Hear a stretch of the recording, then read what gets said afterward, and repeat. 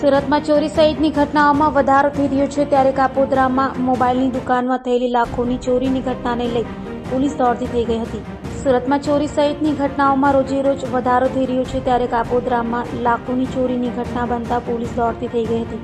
કાપોદ્રા પોલીસે મોબાઈલની દુકાનમાં 30 લાખથી વધુના મોબાઈલની ચોરી થઈ હોવાનું ચર્ચાઈ રહ્યું છે.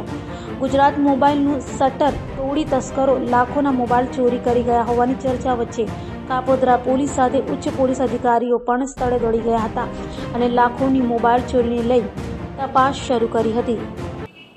આજરોજ કાપોદ્રા પોલીસ સ્ટેશન વિસ્તારના સાગર રોડ પર આવેલ ગુજરાત મોબાઈલ નામની દુકાનમાં રાત્રિના 3 વાગ્યા પછીના કોઈ સમયે કોઈ ચોર ઈસમે દુકાનનું શટર તોડી અને દુકાનની અંદર ગેરકાયદેસર રીતે પ્રવેશ કરી દુકાનમાં રાખેલા આઈફોન્સ તથા સેમસંગ કંપનીના મોંઘા ફોન તથા અન્ય રિપેરિંગ માટે આવેલા ફોનોની ચોરી કરેલાની હકીકત કાપોદ્રા પોલીસ સ્ટેશન ખાતે આવેલ છે અને હાલ આ ગુનાની ફરિયાદ લેવાની કાર્યવાહી ચાલુ છે અને આ ચોરીમાં આશરે ₹30 લાખ રૂપિયાના મોબાઈલની ચોરી થયેલ હોવાનું પ્રાથમિક દ્રષ્ટિએ જણાઈ આવેલ છે.